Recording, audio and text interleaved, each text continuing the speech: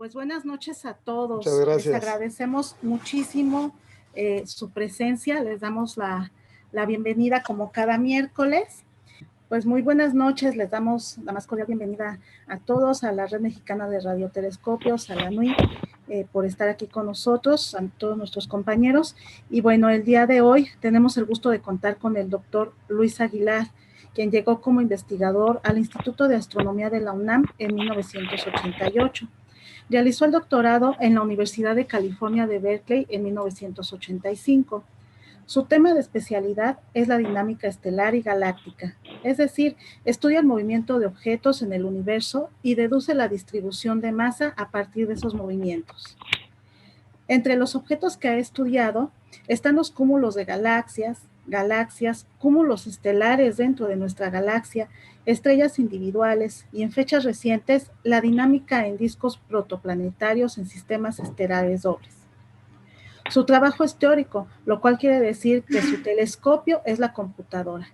Esto es, construye modelos del fenómeno en estudio en la computadora por medio de simulaciones y compara entonces los resultados obtenidos con las observaciones del fenómeno real y de ahí deduce conclusiones sobre el fenómeno. El doctor Aguilar es uno de los profesores más activos del Instituto de Astronomía. Imparte clases a todos los niveles medio superior hasta posgrado, de pláticas de divulgación y organiza actividades en ambos tipos. Sus áreas de interés son la dinámica estelar y galáctica, educación y divulgación de la ciencia. Doctor, pues no nos queda más que cederle la palabra y muchísimas gracias, bienvenido y gracias por aceptar como siempre nuestra invitación. Es un gusto tenerle con nosotros. No, gracias por invitarme de nuevo. Se ve que son medio masoquistas al invitarme otra vez, pero bueno, ok. Bueno, recordarán, bueno, primero que nada, ¿pueden ver mi pantalla? Sí, doctor, se ve muy bien. Ok. Sí, muy bien. Bueno, hace cosa de un par de meses les di una plática sobre la misión espacial Gaia, en la cual estoy involucrado.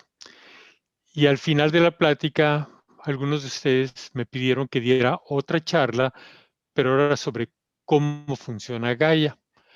Entonces, esa es la plática que me pidieron. Entonces, voy a volver a hablar de la misión Gaia, pero en lugar de hablar sobre la ciencia de Gaia y los resultados que se han obtenido, me voy a abocar más a la parte tecnológica, ¿no? O sea, como quien dice, cómo le hace Gaia para medir lo que mide, ¿no? Bueno, déjenme empezar con esto. Entonces, el programa es como sigue. Primero, para aquellos que no estuvieron en la plática anterior, muy brevemente voy a hablar sobre qué es Gaia. Luego voy a hablar sobre el problema fundamental de los astrónomos, porque esto es lo que motivó la existencia de Gaia. Y luego una muy breve historia de la astrometría y sus métodos, antes de entrar a lo que realmente es el meollo de esta plática, que es lo que tengo en amarillo aquí, que es la misión Gaia, la estrategia detrás de Gaia, el satélite y los instrumentos de Gaia, ¿no? Y al final terminaré haciendo un pequeño comentario sobre el estado actual de la misión. Entonces, de eso es lo que se trata ahora. Varias cosas, ¿no? El propósito de esta charla es dar una perspectiva global de la misión Gaia, ¿no? Con un énfasis en la tecnología que ha hecho posible esta misión. Gaia es un instrumento de muy alta precisión meteorológica que ha requerido empujar la tecnología existente a nuevos niveles de precisión nunca antes alcanzados, o incluso ha dado lugar al desarrollo de nuevas tecnologías. Entonces, lo que intento aquí es dar una breve descripción de sus subsistemas y de cómo trabajan. Esto con el objetivo de entender sus capacidades y limitaciones, así como de apreciar sus resultados. ¿Okay? Entonces, eso es lo que motiva esta plática, ¿sí? Nada más que hay una advertencia. Yo soy un astrónomo teórico, no soy un astrónomo observacional y menos uno que desarrolla instrumentación. Entonces, tomen en cuenta que es un astrónomo teórico tratando de explicar cómo funciona un instrumento muy, muy complicado, ¿no? Entonces, ténganme un poquito de paciencia. Ok, entonces empecemos con qué es Gaia. Bueno, Gaia es muchas cosas. De hecho, si ustedes en el navegador le ponen Gaia, les van a salir muchísimas páginas, ¿no? Para algunos Gaia pues, representa toda la Tierra, para otros es una diosa, que es la diosa de la Tierra. Hay tiendas que se llaman Gaia, hay restaurantes que se llaman Gaia. Aquí me tomaron una foto en el estacionamiento de este restaurante que está en Cholula. Aquí en Ensenada tenemos una vinícola que tiene su vino Gaia. Encontré que hay programas de verano para jóvenes que se llaman Gaia. Entonces, pues Gaia es muchas cosas para muchas personas, ¿no? Para nosotros, ¿qué es Gaia? Bueno, aquí Gaia, pues es este satélite del cual vamos a hablar, la misión espacial Gaia. Y diré que es una misión clasificada como piedra angular de la Agencia Espacial Europea. Las misiones que tiene esta clasificación son las misiones más complejas y de mayor presupuesto en la Agencia Espacial Europea. Hay solamente un puñado de ellas. Es una misión astrométrica, sucesora de la misión Hipparcos. No se preocupen por eso de astrométrico o Hipparcos. Ahorita en la plática vamos a platicar un poco sobre eso. Su objetivo es el de medir la astrometría de todas las fuentes luminosas puntuales hasta magnitud aproximadamente 20. Y fíjense que digo fuentes puntuales, realmente no importa si son estrellas, planetas, asteroides o cuasares.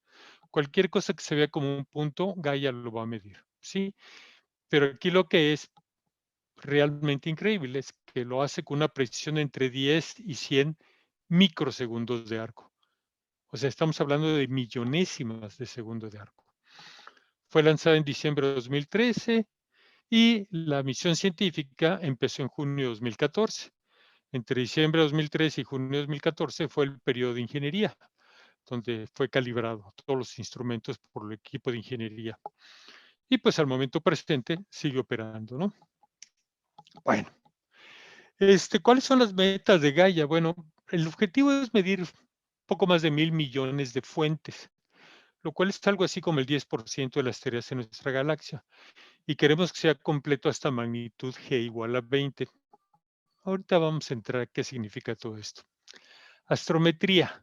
Bueno, se supone que mide posiciones en el cielo, paralajes y movimientos propios de todas estas fuentes, con una precisión nominal a una magnitud 15 como de 20 millonésimas de segundo de arco para posición y como 20 millonésimas de segundo de arco por año en cuanto al movimiento en el cielo. En cuanto a la espectrofotometría, pues tiene diferentes filtros, en realidad cubre de 4,000 a 10,000 angstroms o 400 a 1,000 nanómetros, como lo quieran ver, con una resolución espectral, lo cual es lambda entre delta lambda, donde delta lambda es lo mínimo que podemos resolver, que varía entre 10 a 50. Esto es bastante pobre, pero esto es simplemente fotometría. Aquí está en esta figura, pueden ver en el eje horizontal la longitud de onda de 300 hasta 1,100 nanómetros y tenemos un filtro azul, que es el que se ve ahí en la curva en azul, y luego tenemos el filtro rojo, que es para el fotómetro rojo, pero luego hay el filtro ancho que tiene Gaia, que es la curva verde, que es mucho más amplio. Es el que cubre prácticamente todo el rango visible. Luego también tiene espectroscopía. La espectroscopía la hace con una resolución más decente. Ya no es de 10 a 50, sino es como 11,000. Pero eso tiene un cubrimiento espectral mucho más chiquito y es alrededor del triplete infrarrojo de calcio una vez ionizado, ¿sí? Ahorita vamos a entrar en detalle en estas cosas. Bueno, ¿cuál es el problema fundamental de los astrónomos? Bueno, hay muchos problemas que estamos tratando de resolver, pero el principal, el de partida, es el problema de las distancias. Aquí hay una imagen nocturna, aquí hay un paisaje, ahí se ven las estrellas, se ve la Vía Láctea, se ven puntos luminosos abajo, que son luces de pueblos o casas, etcétera. Pero aquí he marcado un punto luminoso en particular y nos preguntamos, ¿de qué se trata? ¿Es acaso una luciérnaga que está volando como a 50 metros de nosotros? O tal vez un avión que está a 20 kilómetros. ¿Sí? Si lo único que veo es un puntito luminoso, no tengo manera de saberlo. ¿Sí? El puro punto luminoso no me permite saber. ¿Cómo puedo saber si es una luciérnaga o un avión? Pues necesito información sobre la distancia. ¿Ok? Eso es lo que me está haciendo falta. Porque sin la distancia, pues podemos conocer el brillo aparente de los objetos que vemos en el cielo, pero no sabemos cuál es su brillo intrínseco. Podemos conocer su posición en la bóveda celeste, pero en realidad no conocemos la posición tridimensional de ese objeto. Y a lo mejor, si tenemos instrumentos muy finos, podemos medir el movimiento de estos objetos en el cielo, pero eso no me va a dar la velocidad en 3 dimensiones. ¿Y por qué? Porque me está faltando la distancia, ¿sí? Fíjense, el tamaño físico de algo escala linealmente con la distancia. Si algo está 2 veces más lejos, a igualdad de tamaño aparente, en realidad el objeto es 2 veces más grande, porque hay un escalamiento lineal. Es lo que tengo aquí abajo en esta gráfica esquemática, distancia y el tamaño, que es la curva azul, crece linealmente, ¿no? Pero la luminosidad escala como el cuadrado de la distancia. Si yo tengo lo que está 2 veces más lejos, su luminosidad es 2 al cuadrado, 4 veces menor. Entonces la curva anaranjada aquí es la luminosidad, se escala como el cuadrado de la distancia. Y la masa del objeto se escala como el cubo de la distancia, ¿sí? Entonces, si yo mido la distancia con una cierta incertidumbre, pues esa misma incertidumbre se traduce en el tamaño del objeto, pero se eleva al cuadrado en cuanto a la incertidumbre de la luminosidad y se eleva al cubo al convertirse en la incertidumbre en la masa. Y fíjense que la masa es una propiedad fundamental en el universo porque es la que me dice cuál es la magnitud de la fuerza de gravedad que produce el objeto. Entonces, más me vale que conozca distancias con una buena precisión. Ok. También en mi plática anterior hablé de la escalera de distancias, que es toda una serie de métodos que tienen los astrónomos para medir distancias, que van desde el paralaje, pasando por distancias fotométricas, cefeidas, relación de Hubble, hasta llegar a supernovas. Y cada método funciona a distancias diferentes. Pero afortunadamente hay un poco de traslape entre los métodos, lo cual permite que un método dado se apoye en el método anterior para ser calibrado y el método a su vez le sirve de calibración al método que sigue. Con el paralaje estamos hablando de distancias dentro de estrellas dentro de nuestra galaxia. Con supernovas estamos hablando de distancias cosmológicas. ¿Sí? Pero el primer peldaño de esa escalera es el paralaje. Entonces, entre más preciso sea ese método, pues esa mejor calibración se va a propagar a todos los demás métodos, ¿no? Y ya en la plática anterior hablamos del paralaje, que era esencialmente que pues, vemos a una estrella dada cuando la Tierra está de un lado de la órbita alrededor del Sol, y los 6 meses después, y pues vemos que la imagen de ese objeto se ha desplazado, pero es un desplazamiento aparente contra el fondo de estrellas más lejanas. Y eso me relaciona esta distancia entre Tierra y Sol, que es una unidad astronómica, con la distancia del Sol a esa estrella. ¿Alguien pregunta algo? Ójole. Bueno, continúo. Y la relación es a través de este pequeño ángulo que es el ángulo de paralaje. ¿Sí? Entonces es el método del paralaje. Pero el problema es que las distancias de la estrella son enormes. Entonces los ángulos involucrados son muy, muy pequeños. Imagínense, a medida que esta estrella me la llevo más y más lejos, pues estos dos rayos se vuelven cada vez más paralelos y este ángulo va a ser minúsculo. Y ese es el problema que tenemos, ¿no? Bueno, hablemos ahora un poquito de historia, ¿sí? Astrometría. ¿Qué es la astrometría? Bueno, viene del griego antiguo, astro, estrella, y metro, medir. Entonces, la medición de los astros. Y desde el año 1900 aproximadamente, en la astronomía se le toma como la parte de la astronomía que se dedica a medir posiciones angulares y movimientos de astros en la bóveda celeste, ¿no?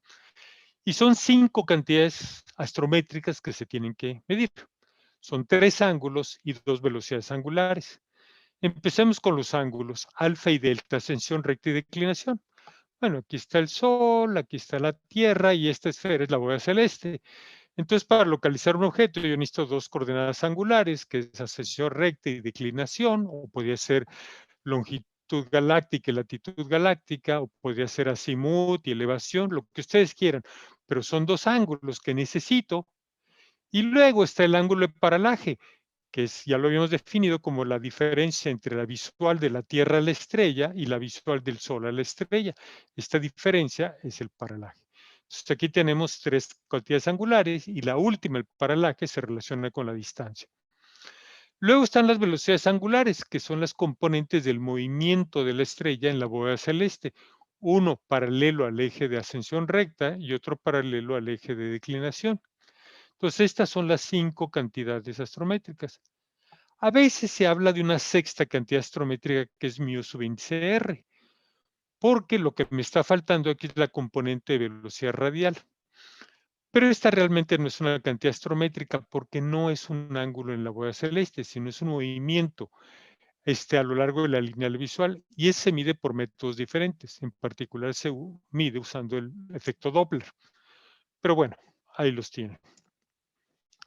Ok, ahora, ¿cómo es el movimiento de una estrella? El movimiento aparente de una estrella en el cielo. Pues es una combinación de varios. A ver, primero tenemos el paralaje, ¿sí? Aunque la estrella estuviera perfectamente fija espacialmente, yo la voy a ver dando vueltas en una elipse. ¿Por qué? No porque la estrella esté dando vueltas, sino porque yo como el observador me estoy dando vueltas alrededor del Sol. Y entonces me va a parecer que ese objeto está dando vueltas. Aparte está el movimiento propio, real de la estrella, o sea, su movimiento real en el cielo. Y entonces eso me da un movimiento rectilíneo. Pero luego encima de eso hay perturbaciones cíclicas, que puede ser porque en realidad la estrella es parte de un sistema binario y la compañera no la alcanzó a ver, o a lo mejor hay un exoplaneta ahí que tampoco alcanzó a ver, pero está haciendo que la estrella tenga estas perturbaciones cíclicas. Y el movimiento real, pues es la combinación de todo lo anterior. Entonces, pues vamos a ver una trayectoria así de la estrella. Y aquí del lado derecho tengo algún diagrama para una estrella en particular donde pueden ver la combinación de todos los movimientos, ¿no? En realidad, la línea negra a trazos sería la solución si la estrella fuera una estrella individual, no perturbada. Pero ya la línea negra continua, si se fijan, tiene perturbaciones. Y esa seguramente es debida a la presencia de un planeta. Sin embargo, los desplazamientos son muy, muy pequeños. Vean los ejes, están en milisegundos de arco. ¿Sí? Ok. Bueno, el primer movimiento propio fue reportado por este señor, Edmund Halley, el que le dio el nombre también al cometa, ¿sí?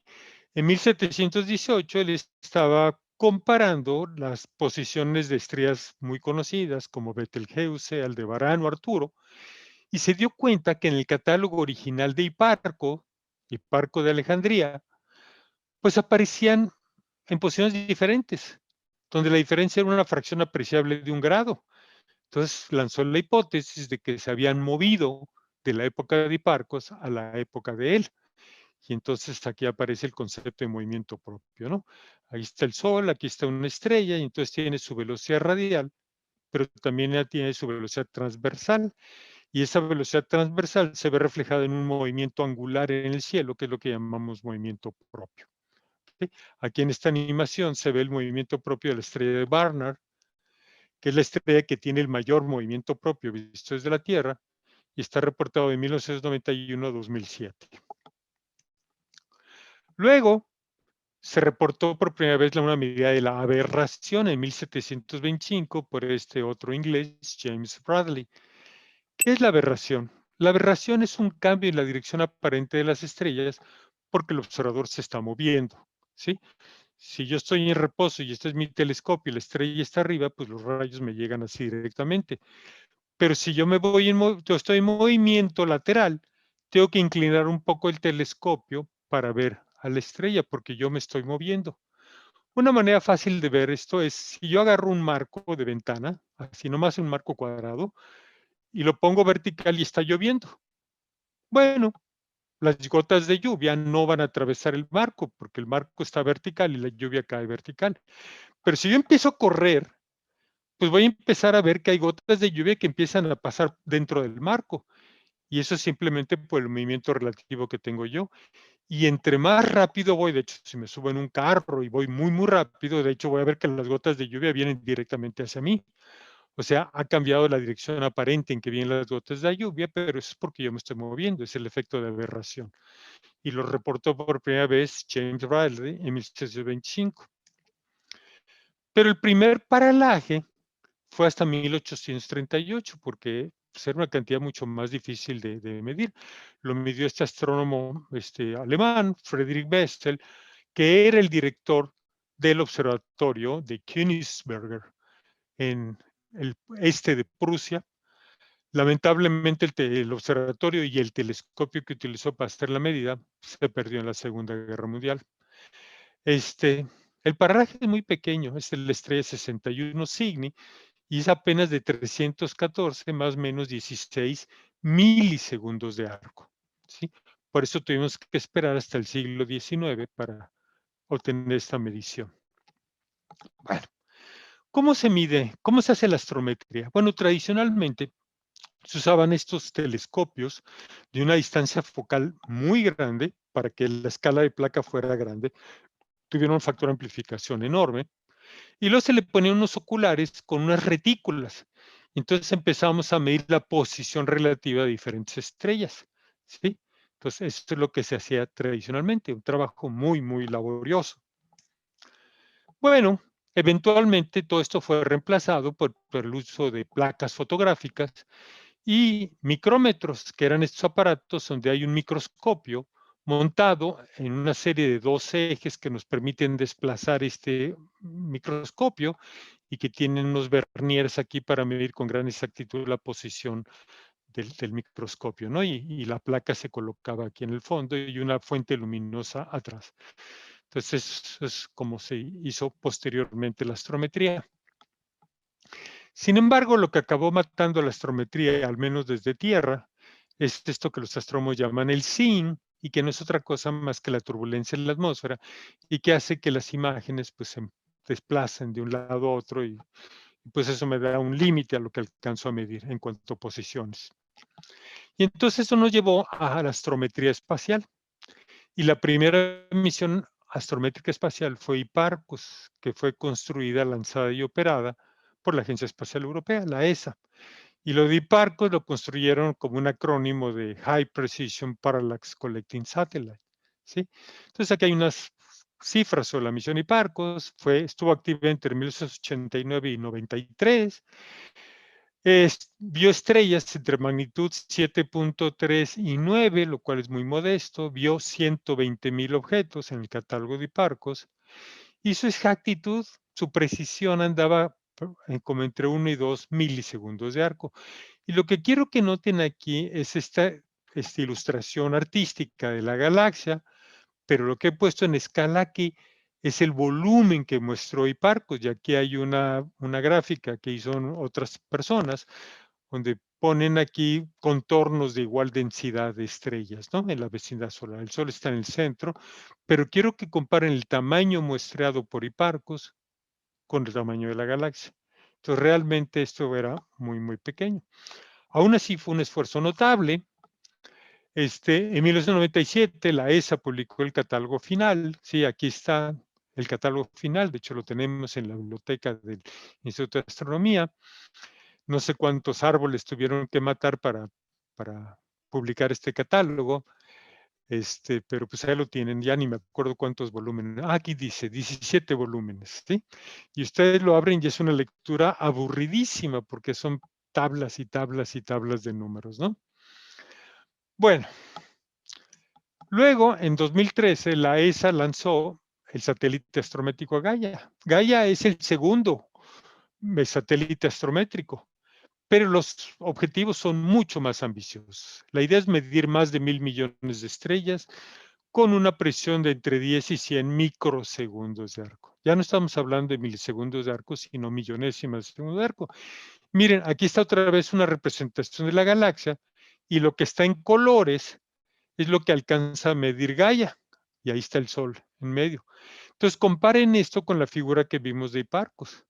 Entonces, ahora realmente estamos cubriendo una región mucho mayor.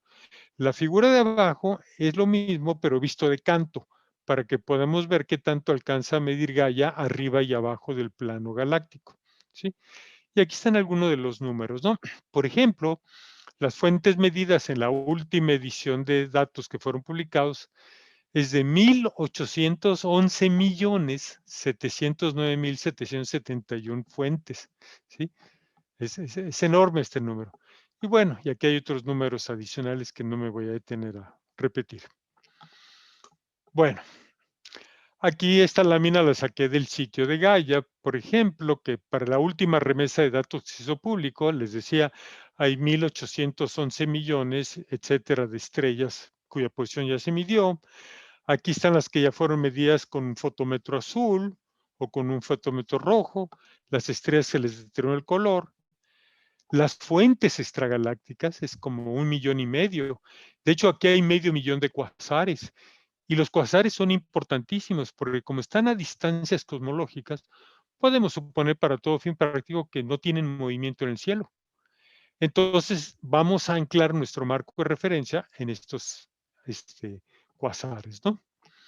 En fin, luego aquí hay esta otra lámina que saqué de ahí mismo, ¿sí?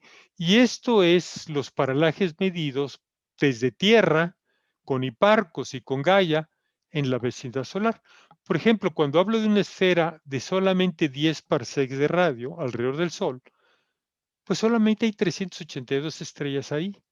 Y de esas 382 en la barra de abajo, vean en rojo lo que se midió desde Tierra, en anaranjado lo que se midió con Hiparcos y en amarillo lo que midió Gaia. Fíjense que Gaia midió muy poquito. ¿Por qué? Porque es un volumen tan chiquito alrededor del Sol que la mayoría del trabajo ya lo hicieron desde Tierra y con Hiparcos. Pero a medida que nos vamos a volúmenes más grandes, por ejemplo 25 parsecs, pasamos de 382 estrellas a 5,423. Y aquí ya los paralajes medidos desde Tierra ya es menos, es como un 40%, es como 10% con Hiparcos y como un 50% con Gaia. Y si nos vamos finalmente a una burbuja de 100 parsecs de radio, ya estamos hablando de 1/3 de millón de estrellas, pues la inmensa mayoría de ellas han sido medidas por Gaia, porque desde Tierra y con Hiparcos no se pudieron medir. Entonces esto nos indica qué tan rápidamente nos volvemos dependientes de Gaia. ¿Okay? Y en esta gráfica, que tampoco es mía, sino la saqué de este sitio de Gaia, está la evolución en el tiempo de la precisión astrométrica. Ahí está el año 150 antes de nuestra era, 1500, 1600, 1700, hasta llegar al año 2000. Y aquí está la precisión astrométrica, 1 grado, 1 minuto de arco, 1 segundo de arco, 1 milisegundo de arco y 1 millonésima de segundo de arco. Entonces empezamos con Hiparcos, que en su catálogo da posiciones con precisiones de pues, alrededor de medio grado, ¿sí? Que es el diámetro de la Luna. Luego Tycho Brahe, que hizo el estudio más preciso sin ayuda del telescopio, ya estaba a nivel de 1 minuto de arco. Luego está Flamsteed, ¿sí? Que ya utilizaba telescopios. Y luego se divide en dos, lo que es la astrometría de ángulos grandes y la astrometría de ángulos pequeños. La de ángulos grandes es la astrometría absoluta, mientras que la de ángulos pequeños es la que es nomás relativa, es en campos muy chiquitos, ¿sí? Y aquí es donde aparece BS, le aparecen los círculos meridianos, pero otra vez se unen las dos ramas con Hiparcos y ahora con Gaia estamos aquí y pues ya se empieza a cocinar lo que puede hacer el sucesor de Gaia. Continuamos. Bueno, hablemos un poco de la misión Gaia y empecemos por la estrategia de Gaia.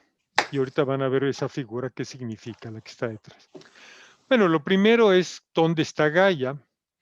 Entonces está, ya les había dicho, en el punto L2 de Lagrange del sistema Sol-Tierra. O sea, si el Sol está aquí y la Tierra está aquí, seguimos en línea recta 1,5 millones de kilómetros más y ahí está el punto de Lagrange.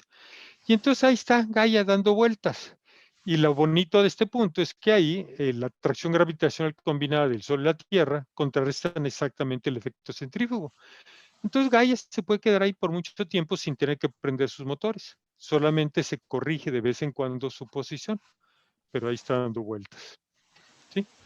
Aquí es un video que tomaron unos astrónomos, son dos telescopios muy poderosos y lo que se ve ahí moviéndose es Gaia, ahí dando vueltas en el punto L2 de Lagrange. Bueno, ¿cómo le hacemos para hacer astrometría? Ya sea desde la Tierra o desde el espacio. Bueno, lo que haríamos es que tenemos un campo estrellado y tenemos nuestro ocular con una retícula muy bien calibrada y luego pues lo vamos corriendo, vamos moviéndonos a diferentes lugares y vamos midiendo posiciones con la retícula. Ahora, al hacer esto, las posiciones relativas de todos los objetos que están dentro de un solo campo visual las podemos medir con gran precisión. Pero las posiciones relativas con respecto a los campos anteriores se van degradando porque me voy moviendo, no las tengo en la misma retícula. Y este es un problema serio que se tiene. ¿Ok? Pero ¿qué tal si yo tuviera un telescopio doble que me superpone la imagen de dos campos diferentes? Por ejemplo, este que está aquí, el blanco de la izquierda, con el blanco que está como a la mitad, y me lo superpone. Entonces, todas las estrellas que están en ambos campos blancos, me los va a poner en una sola imagen. Y entonces puedo medir con gran precisión ambos campos. Y ahora me desplazo al campo azul, pero el otro campo también se desplaza y me vuelve a superponer. Y así voy haciendo los campos verdes, los campos amarillos, etcétera. Entonces, si yo tuviera un telescopio doble que apunta a lugares diferentes, pero que mantiene con gran precisión la separación entre ambos campos, entonces puedo lograr una gran precisión astrométrica absoluta, ¿sí? Y eso es lo que hace Gaia. Por eso Gaia tiene no tiene uno, sino dos telescopios que están viendo continuamente el cielo, ¿sí? Y las imágenes de los dos telescopios se superponen en un solo campo visual, ¿no? En un solo plano focal, ¿sí? Entonces, bueno, aquí están los espejos primarios de Gaia, son rectangulares de 1 por 0.5 metros. Este es el banco óptico de Gaia, es un octágono, aquí están los espejos y luego hay reflexiones múltiples hasta que todo se combina en un solo plano focal, ¿sí?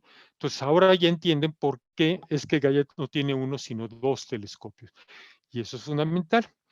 Ahora, Gaia gira sobre su propio eje cada 6 horas, pero además el eje de rotación precesa como un trompo cada 70 días.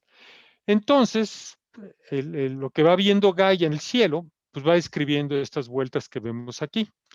De hecho, aquí hay una animación muy bonita donde nos presentan la bola celeste en coordenadas eclípticas. Aquí está la eclíptica, aquí está el polo norte eclíptico y el polo sur. Y aquí está cómo va a ir Gaia observando, ¿no? Aquí está el tiempo, aquí arriba. Echamos a andar el video, el plano de la eclíptica, el sol, uno de los campos visuales y el otro campo visual. Echamos a andar el tiempo, vean el eje aquí arriba y vean cómo Gaia empieza a barrer, ¿sí? Es una banda muy estrecha en el cielo, pero a medida que pasa el tiempo, pues se va haciendo cada vez más gruesa. Ahora vamos en términos de meses y fíjense cómo vamos cubriendo todo el cielo. El color me dice cuántas veces ha visitado una región dada del cielo, ¿sí? Claro, entre más veces lo visite, mayor va a ser la precisión, ¿sí? Ahora vamos a cambiar otra vez el tiempo, ahora vamos a años hasta llegar a lo que sería el final de la misión de Gaia y vean cómo se va cubriendo cada vez más densamente, ¿sí? Pero no es uniforme, ¿ok? Entonces así es como va barriendo el cielo Gaia. Bueno, ¿y qué es lo que hace Gaia? Bueno, supongan que aquí hay un campo de estrellas y pasa Gaia barriendo y mide esto. Todo lo que está dentro de estas líneas amarillas es lo que alcanza a medir en esta pasada. Un cierto tiempo después, vuelve a barrer esa región del cielo, pero ahora va en una dirección diferente. Después vuelve a barrer, pero con otra dirección más aún diferente.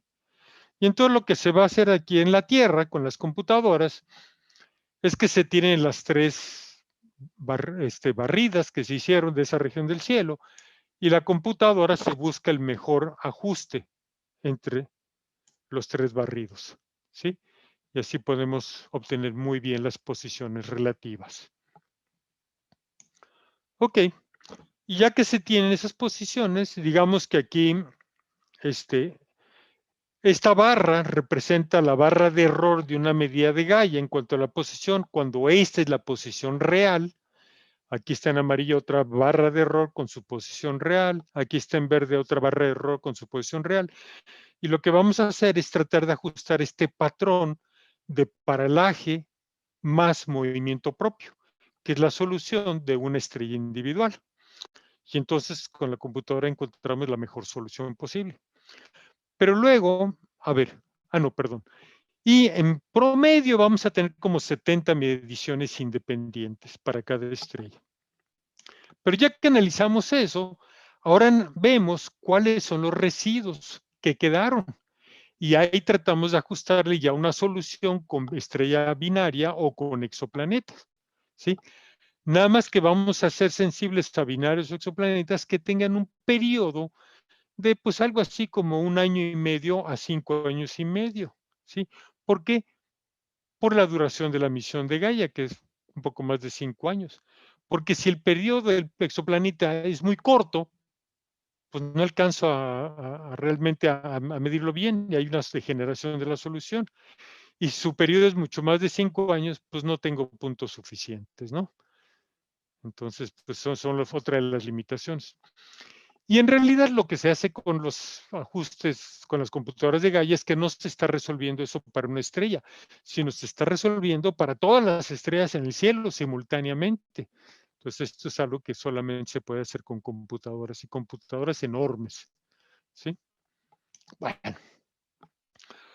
ahora vamos a hablar un poco de magnitudes y brillos aparentes. Lo primero que quiero hacer notar es que nuestra percepción sensorial es logarítmica. Aquí hay un candelabro. Si ustedes, yo los pongo a ustedes de espaldas al candelabro mirando una pared blanca y yo prendo una luz y luego prendo 2 luces y luego prendo 3 y luego prendo 4 y luego prendo 5, ustedes me van a decir, bueno, estás aumentando la iluminación, pero cada vez la aumentas menos y menos. En cambio, si yo prendo un foco, 2 focos, 4 focos, 8 focos, 16 focos, ustedes van a decir, ahora sí estás aumentando la iluminación a cantidades iguales. ¿Y eso por qué?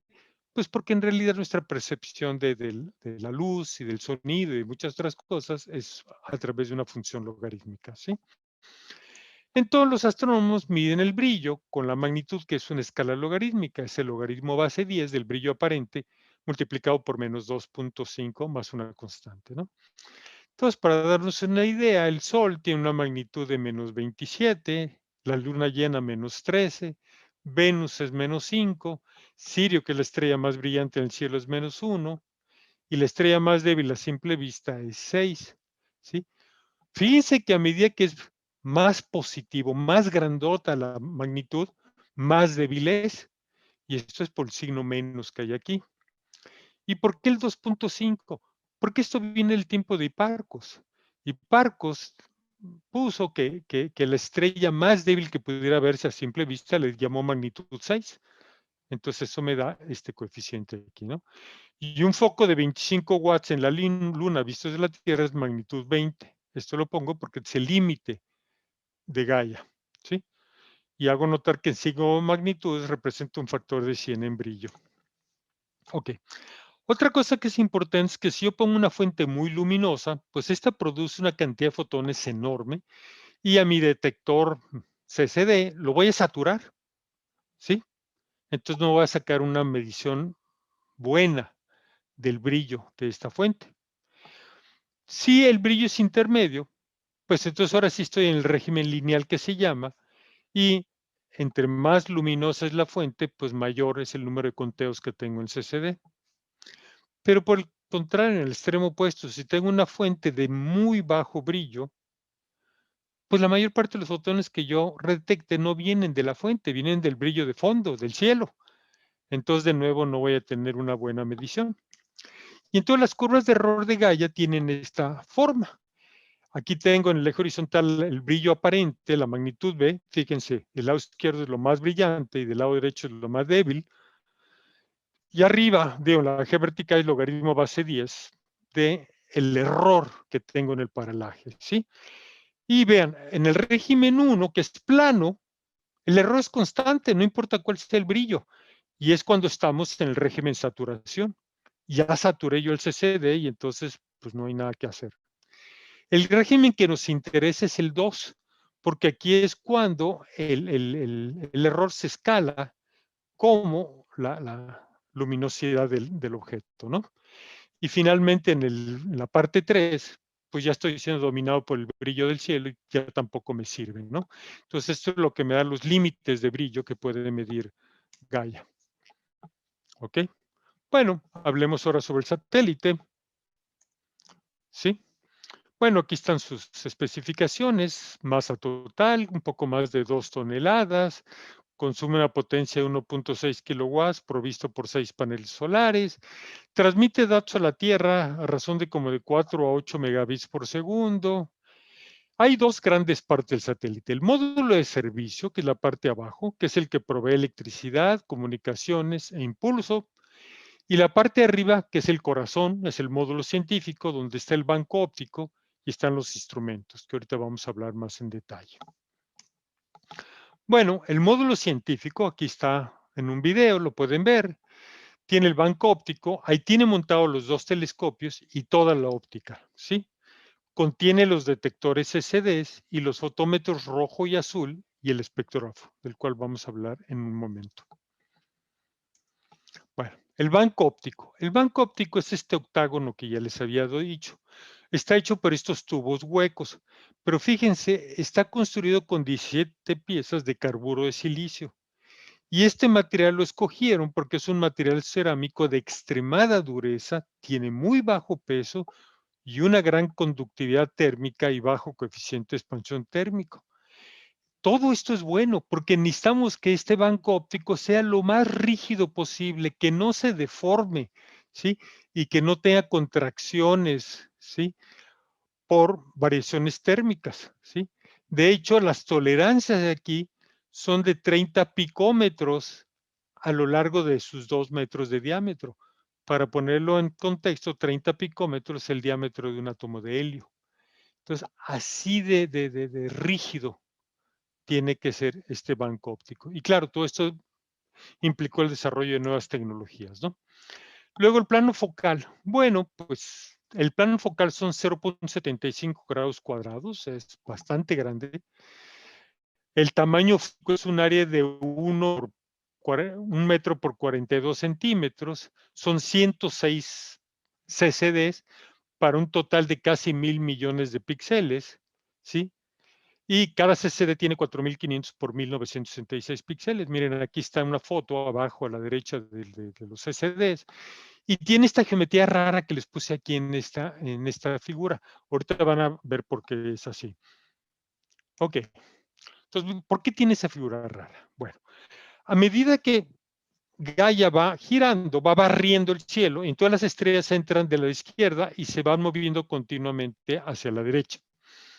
Entonces, las primeras dos columnas de CCD que tengo es lo que hacen la cartografía estelar. Cuando entra un objeto aquí, de inmediato las computadoras a bordo del satélite lo empiezan a seguir y tienen que decidir entre si son objetos reales que deben ser seguidos o son objetos espurios, como rayos cósmicos, ¿sí? Va a rechazar los eventos espurios, ¿sí? Y empieza a seleccionar qué objetos se van a seguir. Luego las estrellas pasan al campo astrométrico, que es el campo que tiene mayor número de CCDs. Y entonces aquí, mientras van corriendo las estrellas, el CCD va acumulando conteos en un modo de barrido, ¿sí? Y entonces esto es lo que nos va a permitir determinar con gran precisión la posición, ¿sí? Estos son CCDs de un gran ancho de banda y son mediciones de luz blanca sin filtraje.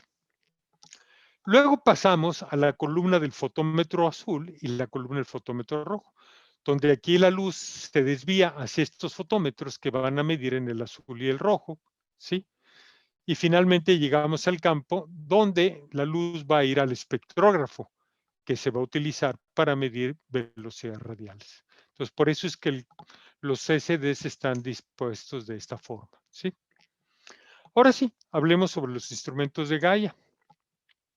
Empecemos con la astrometría. Fíjense que no es posible bajar a tierra toda la información colectada en todos los píxeles de los CCDs. Estamos hablando de casi 1,000 millones de píxeles.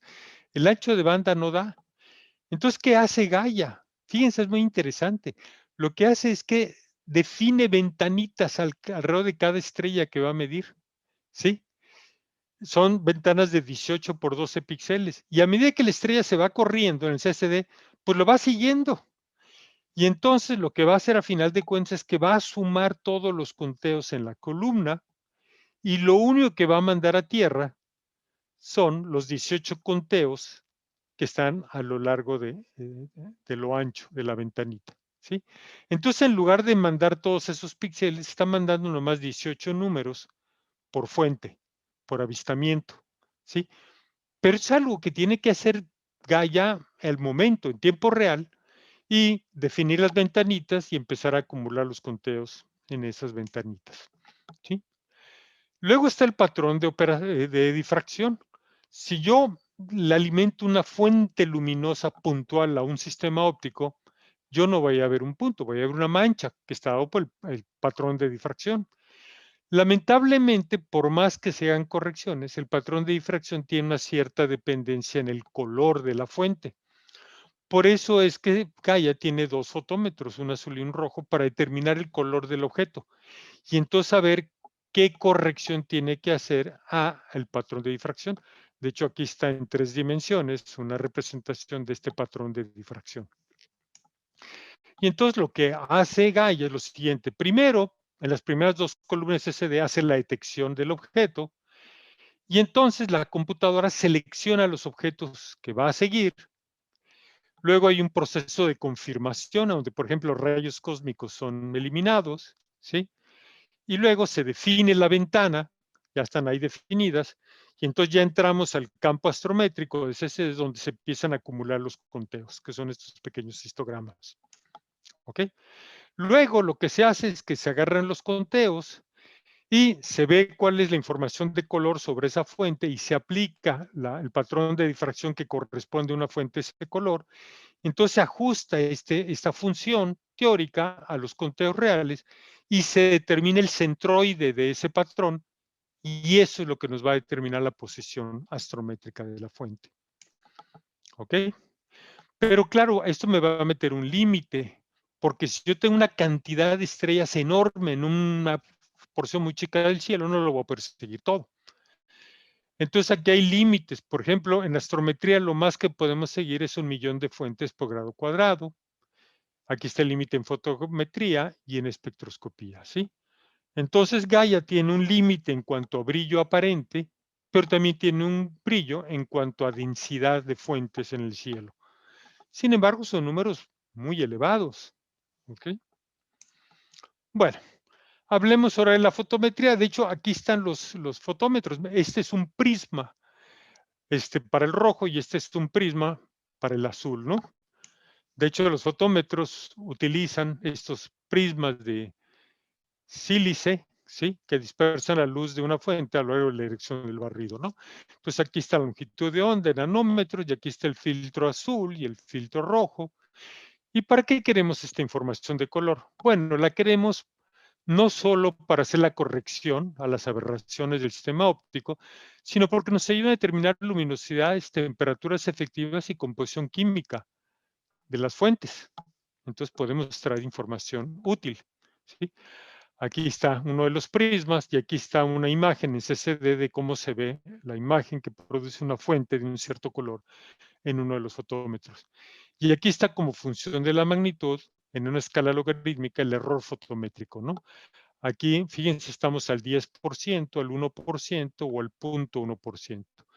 Entonces, para todas estas estrellas que son muy brillantes, pues el error es constante hasta que entramos a este régimen dominado por el ruido de conteo de fotones, ¿no?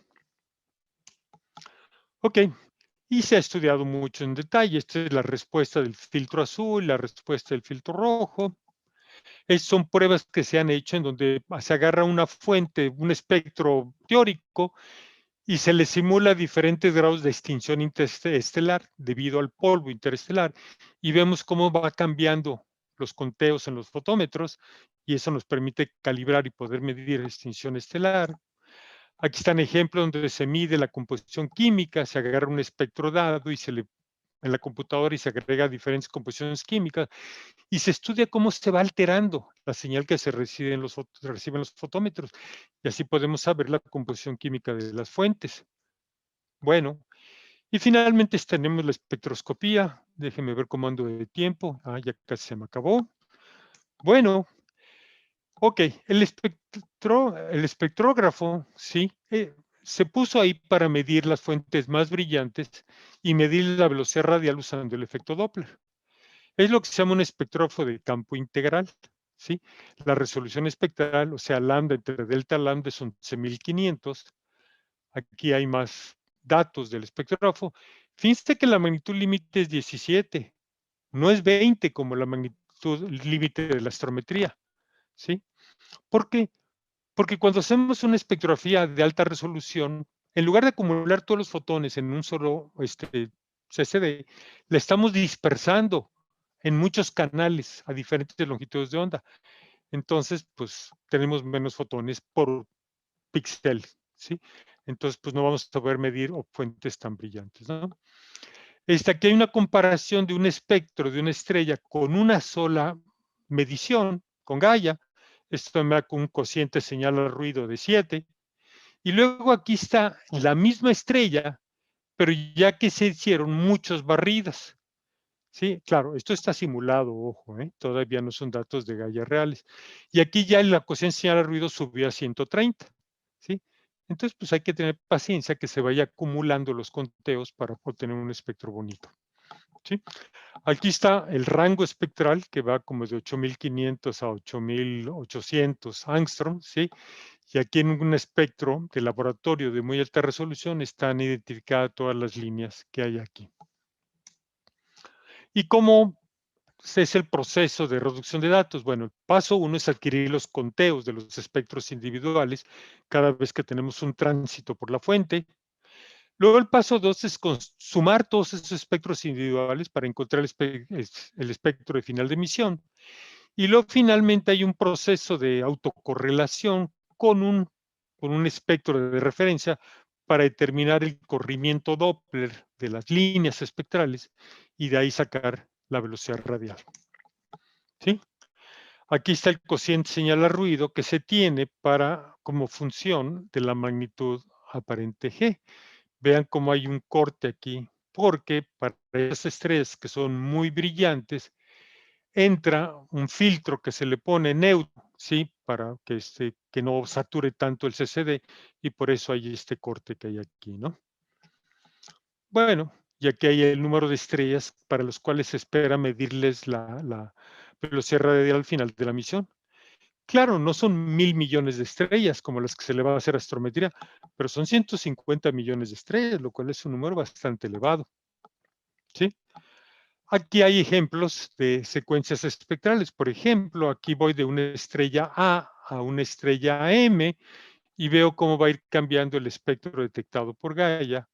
O aquí es la misma estrella, el mismo tipo espectral que es G de secuencia principal, pero lo que vamos cambiando aquí es la abundancia química, ¿sí? De una centésima a más 0.5 en el logarítmico con respecto a la abundancia solar. Entonces vean cómo a medida que va aumentando la abundancia de elementos químicos pesados, pues van aumentando las líneas que podemos ver en el espectro. Entonces Gaia también nos da información sobre las abundancias químicas. Bueno, ¿cuál es el estado actual de la misión? Bueno, pues llevamos 7 años, 4 meses y 2 días. Llevamos 175.000 millones de tránsitos observados y se han bajado pues ya casi 100 terabytes de información. ¿Sí? Bueno, hay buenas y malas noticias. Las buenas noticias. Pues el lanzamiento y su puesta en el punto L2 de Lagrange fueron perfectos. Todo el instrumento trabaja y todo el sistema de adquisición y procesamiento de datos en tierra está funcionando. Entonces, esas son las buenas noticias. ¿Cuáles son las malas noticias? Pues ya que se echó a andar, se vio que hay una contaminación de vapor de agua. ¿Sí? El agua, por más que se trató de secar el instrumento, quedó un poquito de agua residual y ya estando en el espacio, esto se evaporó y formó una nube de vapor de agua alrededor del instrumento que puede distorsionar un poco las mediciones, afectarlas. Pero con el tiempo, ya pasaron varios años, esto se está dispersando. Entonces ya mayormente ha sido eliminado. El otro problema que no se ha eliminado es la luz dispersa. Ahorita les voy a platicar de esto. Y luego está una variación del ángulo básico del banco óptico. ¿Se acuerdan que yo les dije que para hacer astrometría absoluta yo tenía que tener 2 telescopios que miraban en direcciones diferentes? Pero yo necesitaba que estas posiciones estuvieran absolutamente fijas, que el ángulo entre ellas no cambiara. Es el ángulo básico. Resulta que sí está variando, pero es poquito. Y se puede corregir en gran mayoría durante el procesamiento de datos. A ver, vamos a ver las buenas noticias. Miren, aquí del lado izquierdo hay un ejemplo del seguimiento de un asteroide en el sistema solar. Un asteroide de magnitud 18.5. Entonces aquí está 1, 2, 3, 4, 5 diferentes posiciones y se ve cómo se va moviendo con respecto al campo de estrellas. Del otro lado, vemos que es tan sensible los instrumentos de Gaia que, por ejemplo, aquí hay un ejemplo de un micrometeorito que le pegó al satélite. ¡Ping! Y lo hizo que vibrara un poco. Y entonces aquí está el cambio en la velocidad que registra Gaia en milisegundos de arco por segundo y vean cómo ¡pum! Brinca y los amortigua y ya regresa como estaba. Entonces es tan sensible Gaia que puede hasta sentir los impactos de los micrometeoritos. Espectroscopía. Aquí del lado izquierdo ya no son datos simulados, ya son espectros de adeveras, de estrellas de adeveras en el cielo que ha obtenido Gaia y tenemos mucha información de la abundancia química. Vean todas las líneas espectrales que se han identificado. Y aquí del lado derecho tenemos ejemplos de la fotometría de diferentes estrellas. Entonces son fotogramas reales. Otro ejemplo, fíjense que durante el periodo de ingeniería, o sea, de calibración, Gaia no barría, estaba fijo y estaba viendo el mismo parte del cielo, cerca del polo norte eclíptico. Pero los algoritmos automáticos de Gaia, los que identifican las fuentes, empezaron a detectar muchísimas fuentes en un punto muy pequeño del cielo. Había como 84,000 fuentes. Y los ingenieros se preguntaron qué pasaba. Le preguntaron a los astrónomos.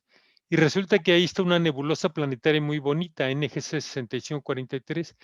Y cada uno de esos nódulos chiquitos de sobredensidad en la nebulosa, Gaia los detectó como fuentes puntuales.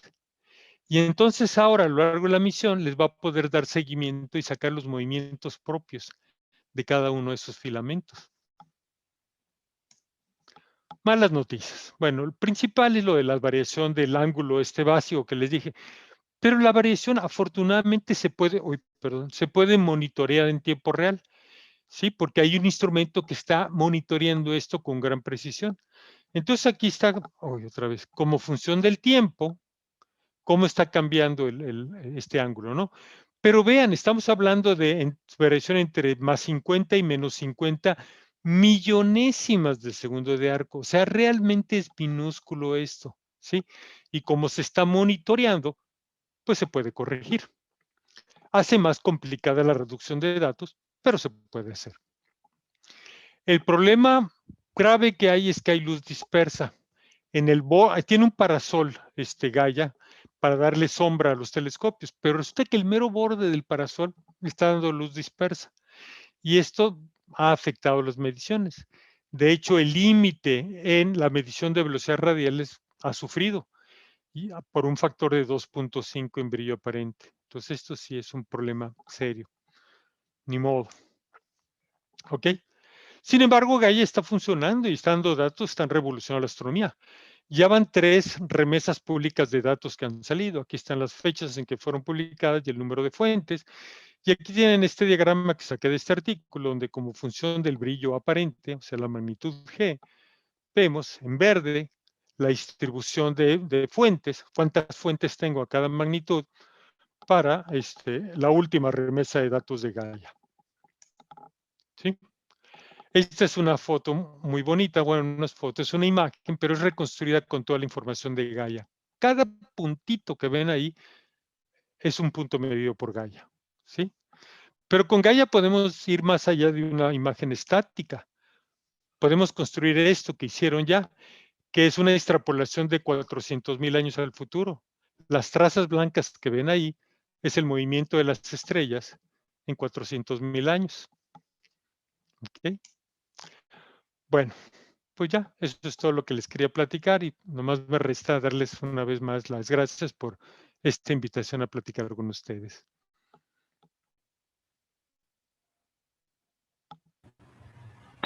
Doctor, pues buenas noches, es un gusto. Muchísimas gracias por todo lo que nos estuvo platicando. Nos dejó, creo que con la boca abierta, ¿verdad, Fernando? Hijo, tremendo. O sea, ya no sé ni en dónde meter tanta información. Bueno, hay que yo nomás verlo soy otra vez. portavoz, ¿eh? Los aplausos son a todo el grupo técnico de la Agencia Espacial Europea, ¿eh? Sí, no sé. Y a usted, profesor. A mí hasta me sorprendió, me quedé Ajá. con toda la información, diciendo, wow, wow, wow, wow, wow, wow, y yo diciendo, no, me saqué un montón de conocimiento ya con toda esa información. No, si quedó una duda, pueden volver a ver el video en la página de la sociedad, entonces, Así es. en la repetición. De una en una las resolvemos. Sí, claro. Así es. Permítanme Pero bueno, hacer un comentario rápido. Sí, Miren, claro. la astronomía, al igual que otras áreas de las ciencias, están en la frontera, ¿sí? Y para poder hacer los experimentos que necesitamos hoy en día, necesitamos empujar los límites de la tecnología. En todos los cuerpos de técnicos, en los grupos instrumentales que están alrededor de estas ciencias, son grupos de primerísima, son realmente los que están empujando las fronteras tecnológicas. Y esto da muchos beneficios al resto de la sociedad. Hay un desarrollo muy importante, ¿sí? Entonces, claro, en un caso, por ejemplo, como la astronomía, es bonito adquirir nuevos conocimientos por el conocimiento mismo, por saber quiénes somos, dónde estamos, en qué universo vivimos, cuál fue el origen del universo, etcétera. Pero aunado a esto hay también una derrama tecnológica muy, muy importante, ¿sí? Entonces, yo nomás quería enfatizar una vez más esta dualidad. Muchas gracias, doctor. Y pues sí tenemos ya preguntas en Facebook. Marta Ojeda nos pregunta, doctor, Gaia no manda fotos como no manda foto, ¿cómo manda la información a las computadoras en la Tierra? Sí, Gaia en efecto no manda imágenes, lo único que manda son números, ¿sí? Números con una estampa de tiempo que dicen, a ver, esta fuente la estoy observando como opción del tiempo en estas posiciones, ¿sí?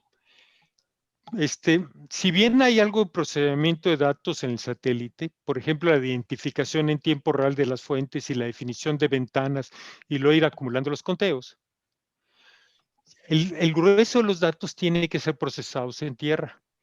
Y de hecho, los datos no se publican continuamente, sino se publican como cada 2 años, año y medio, porque hay un consorcio muy grande de técnicos en informática y científicos que están haciendo toda la reducción de datos. Y entonces ya lo que publican cada cierto tiempo son los catálogos de Gaia, donde ya nos dicen tal fuente está en esta posición, tiene este paralaje, tiene estos movimientos propios, tiene esta temperatura, tiene este color, tiene este brillo azul, tiene este brillo rojo, etcétera, etcétera, etcétera. Y la imagen que les presenté en, creo que la penúltima lámina, eso se hizo reconstruido a partir de las medidas individuales, ¿sí? Pero en efecto, Gaia no da imágenes, da números, aunque podemos obtener imágenes reconstruidas a partir de los datos que nos proporciona Gaia. Ok, muchas gracias, doctor. Rodolfo Casagan en Facebook también, excelente exposición. ¿Cómo puede Gaia discernir entre una estrella cercana y un cuasar? Ah, excelente noticia. Pregunta. A ver, mira, para Gaia es una fuente puntual. Si es algo que tiene un cierto ancho que no sobrepasa mucho del patrón de difracción, es una masa puntual y lo va a medir. Los astrónomos en tierra son los que, en base a la información fotométrica y sobre todo espectroscópica, tenemos que darnos cuenta la naturaleza de ese objeto. ¿Estamos viendo un asteroide en el sistema solar o estamos viendo una estrella en la galaxia o estamos viendo un cuasar a distancias cosmológicas? ¿Sí? Es gracias a toda la información adicional que podemos saberlo.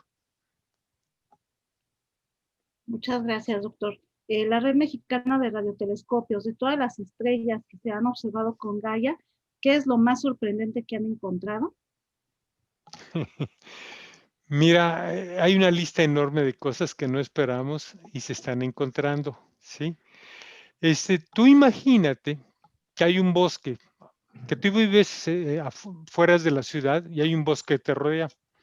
Y toda tu vida no has dado más de, no sé, has metido 50 metros dentro del bosque. Y eso es todo lo que conoces.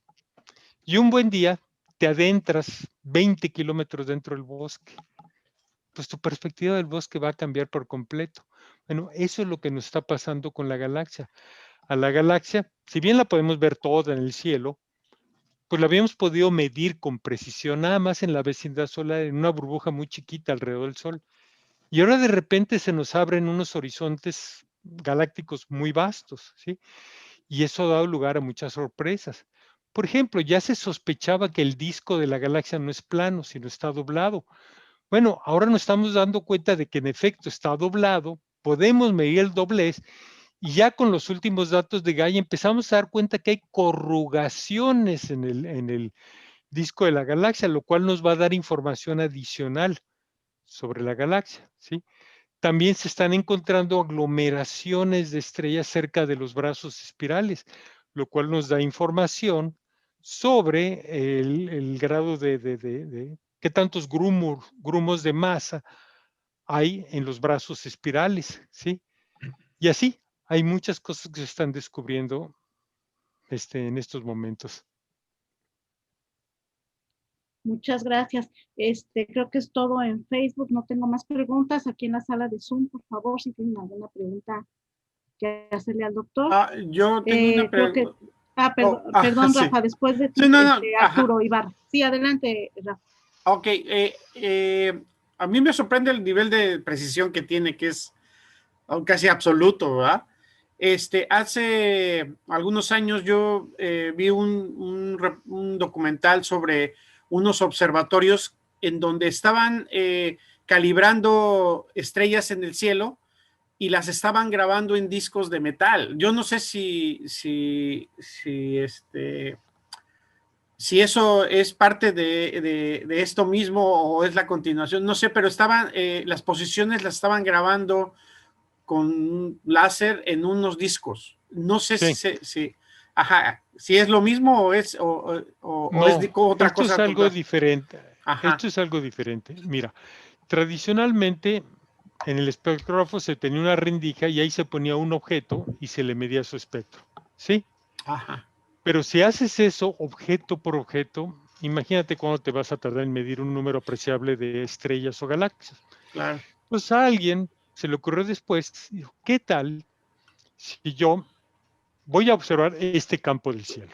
Es el campo visual que es circular. Y entonces yo tomo una imagen y entonces veo dónde están todos los galaxias o las estrellas que me interesa tomarles el espectro. Y entonces agarro un disco metálico del tamaño del campo visual que voy a tener y le perforo agujeritos exactamente donde están esas estrellas o esas galaxias que me interesan. Ahora agarro un manojo de fibras ópticas y las puntas las pongo en estos agujeritos. Del otro lado, todas las puntas las arreglo en una columna, ¿sí? Y esa columna la meto en la rendija del espectrógrafo. Entonces me va a dar toda una imagen, el CCD, donde los renglones tengo los espectros individuales de cada una de las fuentes que están siendo iluminadas por la otra punta de la fibra óptica. Entonces esto te permite con una sola integración obtener cientos, miles de espectros. Okay. Y así es como hoy en día se ha logrado hacer censos enormes de galaxias que nos han permitido darnos una idea de cómo está la estructura en gran escala del universo. ¿Sí? Ok. Muchas gracias. No sabía bien, pero sí, se trataba de eso. Sin embargo, la tecnología avanza y ahora ya estamos haciendo una transición a lo que sigue. Ahora, en lugar de agarrar discos metálicos y perforarlos, ahora son instrumentos con muchos brazos robóticos, muy finos, que posicionan la punta de la fibra óptica. Wow. No, ¿a dónde vamos a llegar, verdad? Sí. Sí, muchas gracias, es doctor. sorprendente. Sí, sorprendente. Ok. Arturo, adelante, y luego Moni.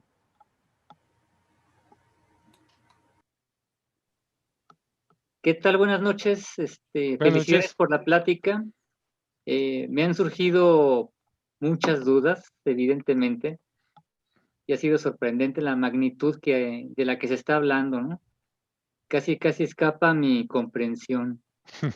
Al principio pasaste un diagrama de la precisión medida desde Hiparco al presente, y Sí. mencionaste una bifurcación de precisiones, y no Sí. capté muy bien exactamente qué era esa bifurcación de la que mostrabas. A ver, déjame ponerla. Déjame encontrarla.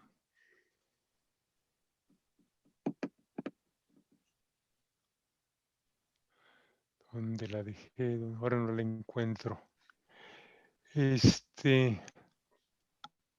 Bueno, ok. Pues no la encuentro, pero... ¿dónde la dejé? Ah, ya la encontré. Déjame compartir mi pantalla.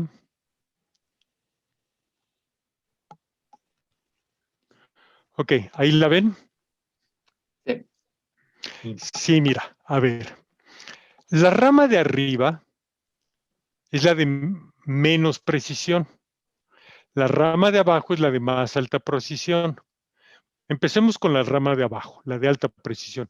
Esa es astrometría relativa, en donde yo le apunto el telescopio a un cierto campo y con mi retícula mido las posiciones relativas de una estrella con respecto a otra, pero nada más de las que me caben en el campo visual, sin que yo cambie el apuntado del telescopio más allá del guiado. ¿Ok? Entonces, claro, como no estoy cambiando el campo visual, yo puedo hacer mediciones muy precisas, ¿sí?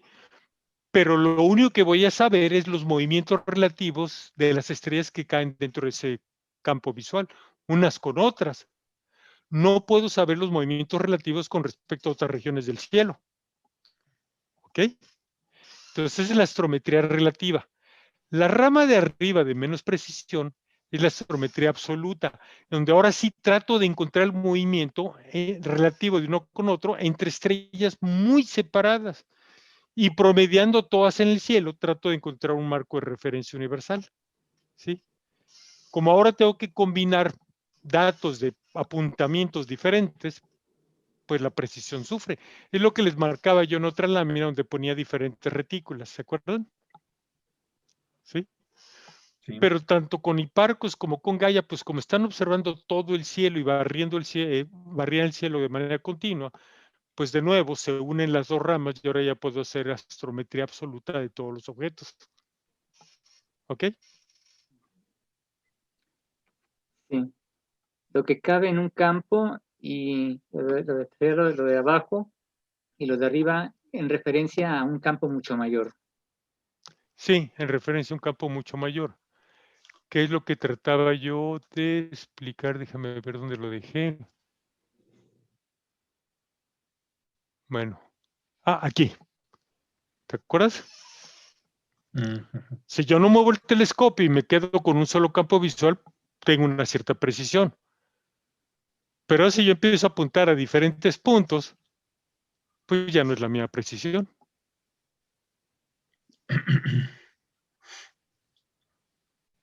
Sería como si yo estuviera en la calle viendo nada más a una sola persona, en lugar de ver toda la gran cantidad de personas que están caminando hacia diferentes direcciones. Bueno, lo que pasa es que, por ejemplo, el segundo campo se va a anclar al marco de referencia del primer campo, no más en base a las estrellas que aparecen en ambos campos. ¿Ok? Sí. Que es una minoría. Vale.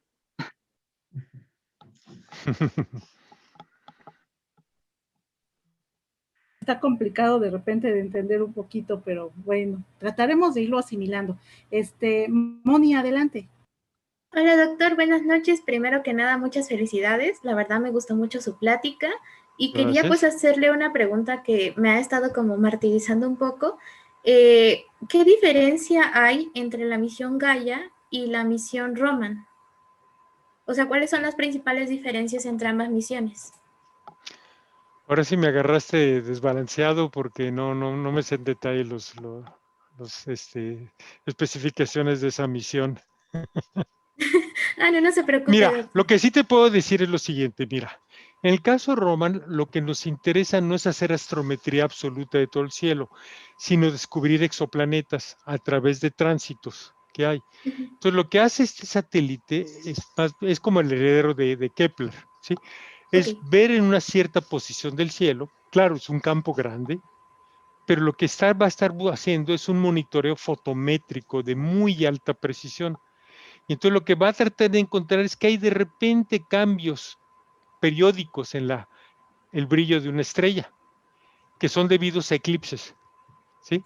ok, ok. Porque el planeta pasa enfrente del disco de la estrella y le hace sombra, ¿ok? Ujú. Sí, sí. Entonces son diferentes las misiones. Con Gaia es hacer astrometría al mayoreo, ¿sí? Con Roman es detectar nuevos exoplanetas, Ok. ¿ok? Sí, muchas gracias.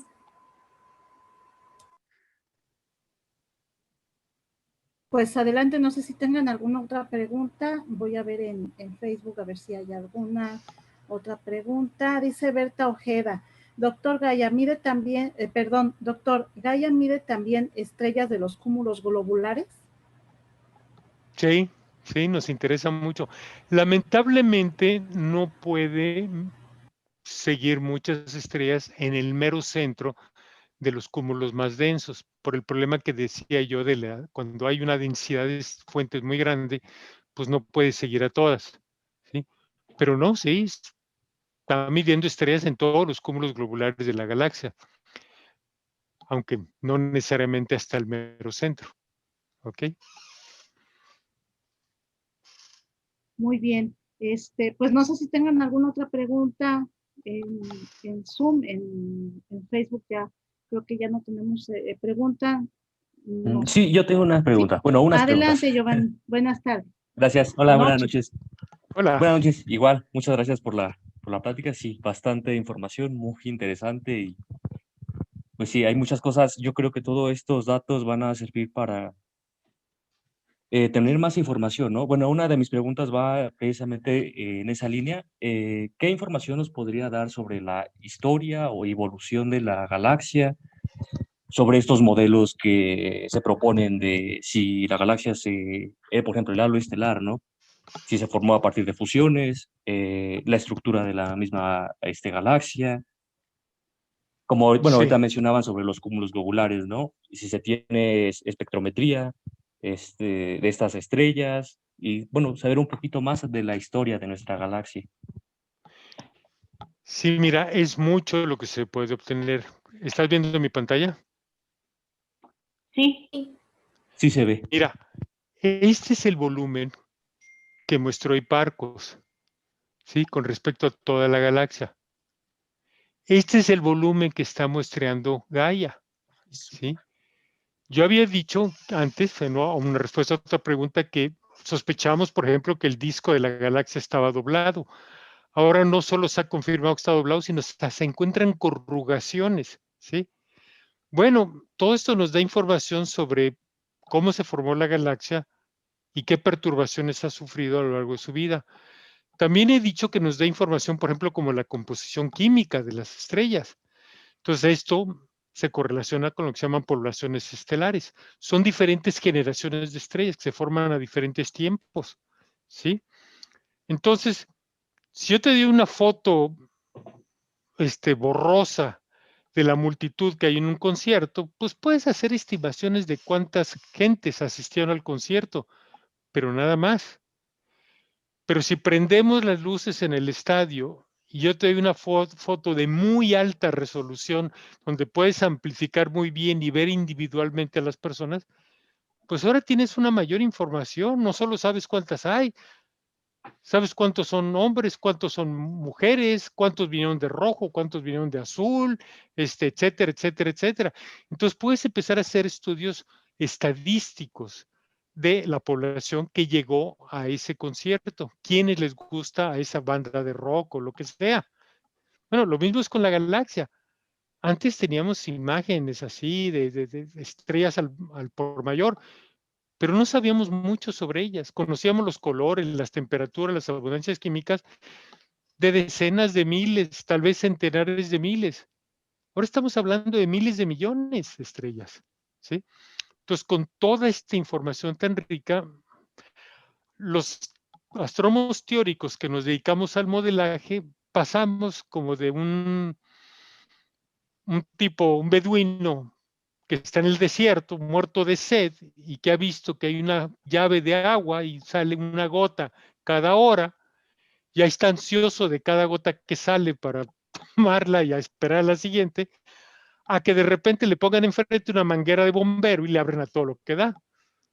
Pues no alcanza a ver, porque hasta la mayor parte del agua se le va. Entonces, es verdaderamente un diluvio de información. Y prácticamente todas las semanas están saliendo artículos de cosas nuevas que se ignoraban sobre la galaxia y que han sido descubiertas en base a los datos de Gaia.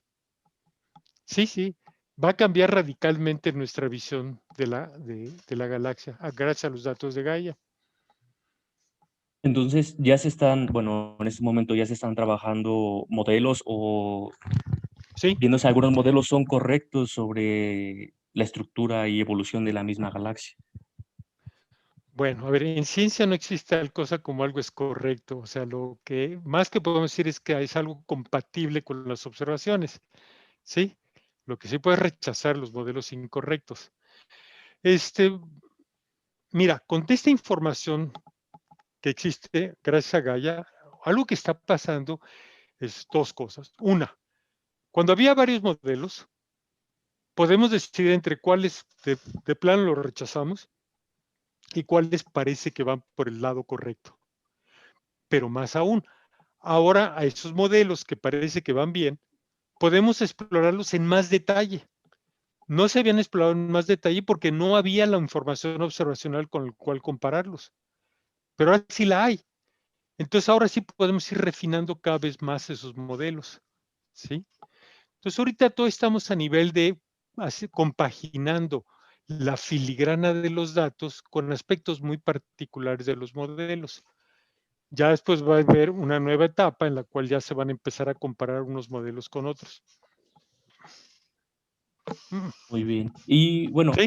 ahorita con respecto a esta lámina, veo que, bueno, ahí el campo de Gaia es bastante amplio y también que las estrellas que están por detrás, ¿no? Del centro galáctico son, obviamente, bueno, son más difíciles de detectar precisamente por esta parte de el polvo, ¿no? La parte de... Ese es el llamado anticentro.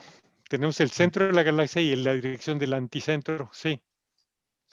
No, mira, fíjate, es más difícil detectar hacia el centro de la galaxia porque hay más polvo interestelar. Lo que pasa en el anticentro es que te quedas sin estrellas. El número de estrellas está cayendo muy rápidamente. Te acabas a la galaxia.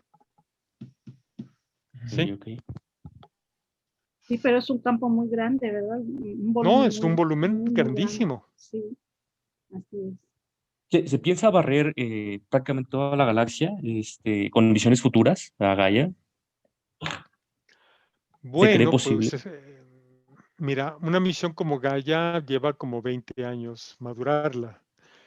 Sí, entonces, pues ahorita es cuando ya se nos hizo tarde para empezar a construir lo que sería la siguiente misión de Gaia, pero la cosa va retrasada, ¿no? De hecho, la Agencia Espacial Europea ya abrió el concurso para meter solicitudes, pero hay diferentes ideas. Hay una que es hacer Gaia otra vez tal cual, pero con mayor sensibilidad, ¿sí? La otra es hacer Gaia, pero en el infrarrojo, no en luz visible, sino en el infrarrojo. ¿Y por qué? Porque entonces eso nos permitirá penetrar más en el disco galáctico. El disco galáctico hay mucha extinción interestelar por el polvo, pero en la luz infrarroja se afecta menos por la extinción interestelar que la luz visible. Entonces hay un grupo que está fuertemente peleando porque sea un Gaia infrarrojo. Vamos a ver. Sería interesante eso. Sí. Y bueno, puedo hacer una última pregunta. Ok. Sí, nada más, bueno, una lámina que tenía, donde tenía las diferentes columnas de CCDs, tenía dudas sobre la última, donde me parece que es un espectrómetro CCD. Sí. A ver, espérate, déjame. No entendí muy bien cuál era su funcionamiento. Ajá. La primera, bueno, Sí, he dicho que era como para localizar, ¿no? a ver, déjame ver. Sí, aquí está. Entonces, el primero es para localizar. Es la cartografía estelar. Muy bien. Entonces, la estrella está entrando por el lado izquierdo. Entonces, aparece aquí. Inmediatamente la computadora lo detecta y empieza a tratar de darse cuenta de si es una señal de veras o es un rayo cósmico o algo así. Y entonces, mientras transita por aquí la fuente, ¿sí? Está decidiendo si la va a seguir o no va a seguir y está definiendo la ventanita alrededor de ella. Cuando entra al siguiente campo, que es el campo astrométrico, ahora sí ya está acumulando conteos, pero nada más en esa ventanita que va siguiendo a la fuente. ¿Sí? No es que la estrella se esté moviendo, la estrella está fija, el satélite es el que está girando. Pero desde el punto de vista del satélite, es la estrella la que está moviéndose de izquierda a derecha. ¿Ok? Y después, bueno, va a los filtros azules, rojo, y rojo, para sí, aplicar claro. la corrección. Y Sí. después se va al verde. Mi duda es precisamente en el verde. Bueno, y tal vez esa parte de espectrómetros SD no la entiendo muy bien. Bueno, cuando llega aquí, la luz está pasando por un espectrógrafo. ¿Sí? En el espectrógrafo, lo que haces, déjame ver dónde está la parte fotometría, espectroscopía. Aquí está la espectroscopía. Lo que pasa ahí es que tienes una rejilla de difracción, llega la luz y la luz es dispersada en sus longitudes de onda. Y lo que hace el espectrógrafo es medir el espectro, pero una región muy angosta del espectro, nada más como desde 8400 hasta 8800 angstroms, pero lo ve con muy alta resolución. Y esto es para detectar estas líneas de absorción espectrales, que son las que se van a usar para medir el corrimiento Doppler y de ahí sacar la velocidad radial. Pero hombre, ya que tienes este espectro, puedes utilizar todas las demás líneas para medir composición química. Ok. Sí, ya. Muy bien, muchísimas gracias. Ok. Muchas gracias, doctor. Tenemos muchas felicitaciones, obviamente, a la Red Mexicana de Radiotelescopios, Berta Ojeda, Germán Subieta, en Zoom tenemos a Fernando Osorio, Alexis Ávila, Georgina Vibriesca. Impresionante cómo Gaia concentra el conocimiento humano sobre nuestra galaxia. Gracias y felicidades. Tenemos ya muchas felicitaciones para usted. Y bueno, si no hay alguna otra pregunta, creo que vamos a dar paso al reconocimiento del doctor. Física, Laura, si anda por ahí, por favor, si gusta. Sí, aquí ando. Mil gracias, muy buenas noches. Adelante. Luis, muchísimas gracias por tu conferencia. Instituto de Astronomía de la Universidad Nacional Autónoma de México y la Sociedad Astronómica de México te otorgan el presente reconocimiento en la celebración del aniversario de los 50 años de educación continua de la UNAM. Al doctor Luis Alberto Aguilar Chuy por su excelente presentación, Cómo hacer astrometría desde el espacio, México, 21 de abril del 2021. Y lo acredita el doctor Jesús González, director del Instituto de Astronomía de la UNAM, el profesor Rubén Horacio Becerril Marañón, presidente de la Sociedad Astronómica de México, y se unen a nosotros la Sociedad Astronómica de México, la Escuela Normal Rural de Tamazoloapa, la Red Mexicana de Radioastronomía, la Sociedad Astronómica de la NUIC, el Bachillerato a Alfonso Reyes y el grupo de Predice apoyándonos en esta actividad. Muchísimas gracias, Luis, y a todos por su apoyo para llevar a cabo esta reunión. Muchísimas gracias, doctor. Pues muchas gracias por la invitación. Felicidades, doctor. Bueno, pues no nos queda más que invitarlos este viernes a nuestra tertulia astronómica, que bueno, se lleva ya desde muchos años. Estuve leyendo la historia el otro día de la SAM. Desde 1917 empezaron a llevarse las tertulias astronómicas, que eran padrísimas, eran bien interesantes. Por ahí saldrá un artículo pronto de todo eso. Los invitamos. Va a ser la astronomía en el cine. Ya saben que aquí es una plática entre amigos y están todos invitados. Y el próximo miércoles continuamos con con la celebración de 50 años de educación continua en la UNAM, con la doctora Miriam del Carmen Peña Cárdenas, y la plática va a ser nebulosas planetarias, las flores de la galaxia. Y también aprovecho para pedir una disculpa porque hubo un error en el cartel, fue responsabilidad mía. No era astronomía desde el espacio, sino justamente se me fueron ahora sí que como dicen vulgarmente, se me fueron las cabras. Una disculpa. Pues bonita noche a todos, pásenla muy bien y nos estamos viendo muy pronto. Gracias, Luego. Bonita noche. Gracias, doctor. Felicidades, doctor. Muchísimas gracias. Un orgullo que nos Buenas noches. que nos represente en la ciencia. Un orgullo. Así es, Muchas gracias, gracias. Cristina, Fernando, todos muy buenas noches. Bonita noche, bonito fin. Rafa, Hasta luego. Hasta luego, Adiós. muchas gracias. Hasta luego a todos, quédense. Hasta luego, pasen nos una vemos. bonita noche. Don Adiós, Jorge, Miguel. buenas noches. Adiós, nos vemos este viernes. Nos Sí, vemos el adiós. viernes. Sí, nos Buenas vemos el noches. viernes. Ya Arturo, creo que ya no hasta está luego. el geógrafo, sí, aquí anda todavía el geógrafo Ramón Lucero. Buenas noches. Buenas noches, Benjamín Mónica. García, Víctor Martínez, Luego. Elvira Roya, Beletidense, tanto gusto a todos. Iván Márquez. Todos, muy bonita noche, que descansen. Adiós, Gracias, vamos. Laura. Hasta luego. Un Adiós, gustazo, hasta Laura. Don luego. Jorge, que descanse. Cuídense. Cuídense mucho.